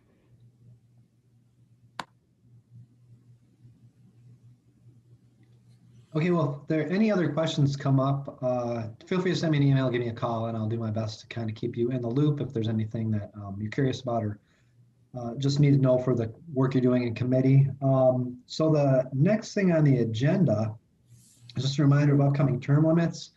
So Angela, I think you got yours renewed. If you want to kind of describe how you did that and what the time, what it looked like, you're probably better suited to do that than I am. It was, well, when my term limit came up, it was right when everything kind of shut down. So I think it took a little bit longer, but the process was actually pretty simple. I just emailed, and you gave me, Greg, I think an exact thing to email. Like I'm part of GEAC. This was my term limit, and I emailed the appointments, and we just kind of waited until. I finally did get there. I know there was a lot of back and forth, but because everything was really shut down at that point in time, and they contacted me, and it was basically the same process to again, where you had to have, you had to go get it notarized and send it back. It was actually really easy once we got the ball rolling, but it was a simple email and just waiting for confirmation that that's what was going to happen, and getting everything, all the paperwork submitted again. Okay, thanks. And I think Leah and Mandy just kind of updated us too in the chat. And just be prepared. I think they plan to sort of roll over appointments. So I know that for some of us, maybe it feels a little tense, but so Angela, it took a while to get yours done, didn't it? Didn't it come pretty close to the deadline? It was actually after the deadline. I think I was actually in a meeting when my term, but they told me to go anyways because it was going to happen. I think though that possibly it took so long just because everything was shut down then. I don't know if it still takes that long. I don't know how long that usually takes, but because that was back in like March or April last year. So yeah, so I did put in the chat the email address and the information from the bylaws that were created around this process. The 3 term limits that I have expiring on May 9th are Tony's, Kathy's, and Ben's. Ben, I think you already submitted a request, if I remember correctly, right? Yeah. Yeah, I did. And I guess because I submitted it May 15th with exactly that, but they haven't gotten. So I submitted it a year early. So I wonder if that's a problem. Yeah. I CC'd you and Greg, but no, I don't think it's a problem. I don't think that they are going to reappoint you till it's very close to the end of your term anyway. So I wouldn't expect to hear anything from them until the very end of April or even the beginning of May. But if we get all of our requests in, and please let us know if you're not going to request reappointment as well, because then we need to let them know they need to fill that position. Then I will start prompting them, probably not till the end of April, because it doesn't take long on their end to get it done. I just think they wait till it's close. So is it safe to assume that I've jumped through the hoops I need to, and it's just my waiting game? Yes. Okay. Yep. And I have a copy of your request in my file, so if they need it again, I can send it over. I mean, ideally, it wouldn't happen after the date, which is what happened with Angela. So if we did remind them, I don't know what happened there. I think, yes, the pandemic, but. Well, so if they that say was no, just I'm going to show up anyways. okay, fair. I mean, it's a public meeting. Oh, that's right. There is public comment. Ben, go. Ben. All right, so that was all I had on that. Just want to make sure everybody, the 3 people whose term was approaching fast, we knew and could get their requests in if they so choose. Thanks, Leah. So Ben, that was your question? Okay. So at this point, unless there is anything else, we're up to the wrap up and adjourn. I do apologize to the Safety and Support Committee. I thought maybe we'd progress a little faster, but I think we had good discussions today, so I don't apologize too wholeheartedly. It's just that's a half-hearted apology, Whittle. Sorry. So if there is a motion to adjourn, we could. Greg, I'm sorry to interrupt you. Yeah. Jeff says he does have a comment. He just put in the chat. That was the second time I put it in the chat. Greg skipped over me, but that's all right. My apology. I missed it too. Then. That's all right. I just wanted to just say, the last time we met, we kind of talked about some COVID things, and we've talked today about just mental health within with our students, our families, and ourselves. One of the dumb things that I've been doing during this time is I love random, stupid facts. I don't know why, but I've always liked them. And so I've been on Facebook every morning. I will choose something and I will research it throughout my evening. I'm usually up till 1:30 anyways, but and I'll put together a post about some stupid fact, right? And it's usually about space and all of that. But there was one of the things that I posted about, and I thought this related very well to what we're all going through. So I hope you guys can give me just 3 minutes of, if you don't mind. But this fact just blew me away. So the odds of a deck of cards, playing cards, being shuffled the same way twice is 80 and then 68 integers after. That's how long the odds are. So to put that in perspective, and I'm going to tie this in, I promise, if you just stick with me, I promise. Okay, so that number, this is how large that number is. Start by picking your favorite spot on the equator. Now you're going to walk around the world around the equator, but take a step, a very leisurely pace of 1 step every billion years. The equatorial circumference of the Earth is 40,075,017 meters. Make sure to pack a deck of playing cards so you can get a few trillion hands of solitaire between steps. After you complete your round trip, remember 1 step every billion years, around the world, remove 1 drop of water from the Pacific Ocean. Now do the same thing again. Walk around the world at 1 step per billion years until you have removed every drop of water from the Pacific Ocean. Okay? The Pacific Ocean contains 707.6 million cubic kilometers of water. Continue that till it's completely empty. When it is, take 1 sheet of paper and place it flat on the ground. Now fill the ocean back up. Continue that process until your stack of paper reaches the sun. And then you are not even done. You are only 1/3 of the way done. That's how big that number is. And that's how daunting education is right now in our country. That's the way I look at it. I'm tired. I'm exhausted. And, I have 30 years in education coming up in July. I can retire in November. I'll be 48 years old. I don't want to retire, but I'm telling you right now, if I had 30 years in today, I would go. I love my job and I love these students. I've been doing it since I've been 17 years old. And I read that, and that's the way I feel. I don't know how you guys feel. I don't know where this ends. Nobody gives a shit about, it's all partisan crap. We're talking about students' education. We're talking about people, emotions, their livelihoods.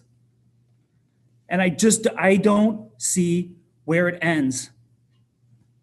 I don't. And it goes over and over and over in my head. As a support staff, we have to deal with what we have to deal with. Then there's the union stuff then you have the logistics of all the legislature. They're holding back funds right now. That's where we're at. They're holding back funds so they can get back to a governor so they can hurt our students. And this is okay. I don't understand it. I cannot understand it for the life of me. That we want to have a workforce. I mean, this goes into the private sector. The diversity is miserable. America used to be, Michigan, if we're just talking about Michigan used to rank in the top 10. And it's just gone. And, I'm really sorry. I didn't really plan on this, but I'm listening to all of these things. And it's when we started with funding, all I keep thinking is, it just is going to live on a PowerPoint, man. It's just going to live on a PowerPoint. If where we're at right now is legislature holding funds back because they don't like the governor, what do you do? What are we supposed to do as a body? I mean, I don't know. Maybe I'm insane. Maybe I've completely lost my mind. I don't know. I'm I'm just exhausted, and I'm sorry. I should not have said anything. Actually, I should have just let Greg close like he wanted to. So. Thanks for sharing, Jeff. You always have the courage, Jeff, and we are very grateful for everything that you bring to this group. Don't stop. Don't stop.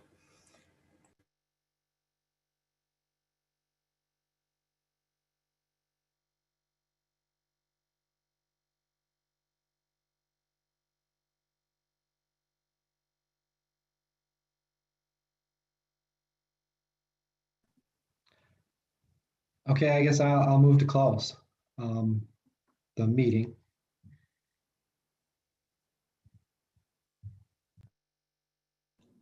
I'll second. So moved by me, seconded was that Mandy? Any opposed? Okay, meeting closed, approved by unanimous consent. Thanks, everyone.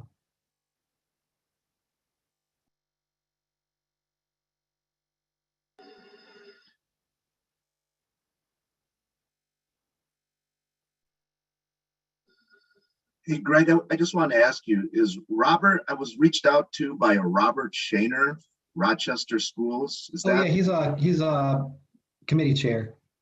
So is he one of the ones, is this from your return to school? Yeah, he's on that Return to Learning Council. All right, I just wasn't sure because no one on that email list sounded familiar. Oh, okay. I assumed it was, Yeah, and it wasn't Brandy, and I'm like, I don't know. Right, it's been, so I think Kevin Polston, the chair, reached out to you directly. So I didn't even know he had reached out to you. That's why I couldn't tell Right, the okay. council who had been reached out to and who hadn't. Got it. Yep, that name sounds familiar as well. Okay. Yeah, I think you'll like him. Yeah, good, good. Just right. good clarification. Thanks, Greg. Yep, take care. See y'all. Take care, Ben. Ruth, we're not going into some other room now, right? Well, I was gonna, talk to Greg just a little bit okay. and just see what you guys are thinking, because I didn't have anything set up, but I mean, I am available this afternoon. It seems like Greg, you probably, you've got other things going on, hey? Yeah. Okay, that's fine. And so I just wanted to touch base with you, and Greg, thank you so much So for I think right now we still have the closed captioner. They're kind of stuck as well. Yeah, sounds good. So I'll just send out an email and schedule a meeting for another time, a subcommittee meeting, and sooner rather than later. All right. And our next meeting is actually in 3 weeks, which will be here sooner rather than later. And where did we stand on Leah? I know she couldn't quite, meet with you, or Yeah. did she? Yeah. Okay. So on my list of things to do, contact Leah. When is it going to work for her? And then I'll let the rest of you know. Okay. Okay. Okay.